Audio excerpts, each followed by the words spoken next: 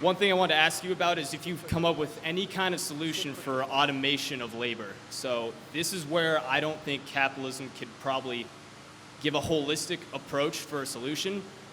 So I wonder if you had ever thought of a solution towards the automation of labor that's going on in the United States and abroad right now. Yeah.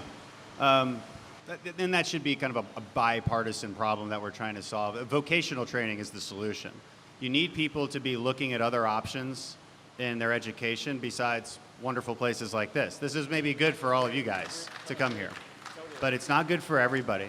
Pell Grants need to be available for non-four-year degrees. It's unbelievable to me that that's not in the system right now. That basically means you can't take out a student loan to go get a pipe fitting degree, right? Which takes you 6 months and you make like $75K a year.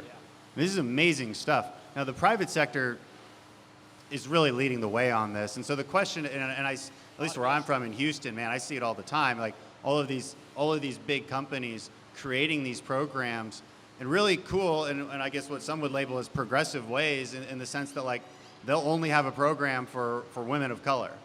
And they're training these folks to be pipe fitters, and they're training them to be welders. This is a job that's not going away anytime soon.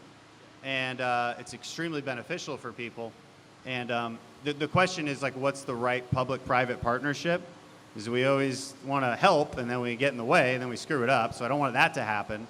I think giving incentives for apprenticeships and allowing the private industry to really move this stuff forward is going to be extremely important as we deal with the automation issue. Because the automation it's not going to happen overnight, right? So we are going to have some time to adapt, and we've got to encourage those cultural foundations I mentioned. Encourage people. If you got to get up and move, sometimes you got to get up and move and go find the work.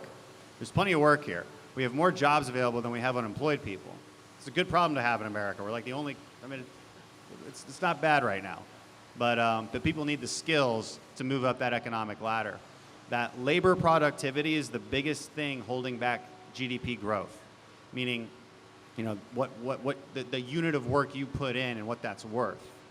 Okay, so you get more of that by creating better skills and therefore being available for better jobs. So vocational training is huge, and getting that into the high schools is huge. And how we do that is something we're always trying to figure out. And I would say this administration is working quite a bit on that. Ivanka Trump in particular is wholeheartedly invested in this particular idea. That and a conservative solution to paid family leave, which I'm a big part of as well.